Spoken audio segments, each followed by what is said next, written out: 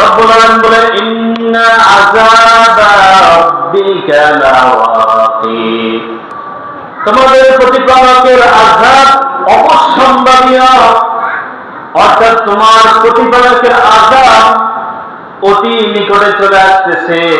মানে প্রতিটা মুহূর্তে জাহান্নাম এবং জাহান্নামের শাস্তি আমাদের নিকটে চলে আসছে।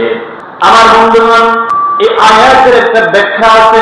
ওমর ফারুক রাদিয়াল্লাহু তাআলা আনহু একদিন উটের পিঠে করে মরুভূমিতে এক জায়গা থেকে অন্য জায়গায় আরোহণ করতেছেন, ভ্রমণ করতেছেন।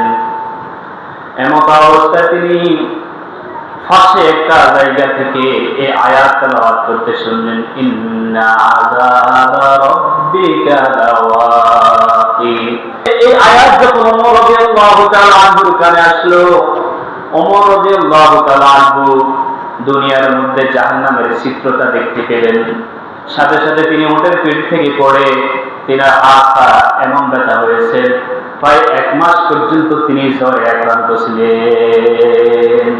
ওমর রাদিয়াল্লাহু তাআলা আনহু তখন নবী সাল্লাল্লাহু আলাইহি ওয়াসাল্লাম বললেন, ও ওমর, তুমি যেই রাস্তা ধরে হাঁটো, যেই পথ দিয়ে তুমি হেঁটে যাও, শয়তান অন্য পথ দিয়ে তোমার থেকে ভয়ে পালিয়ে যায়।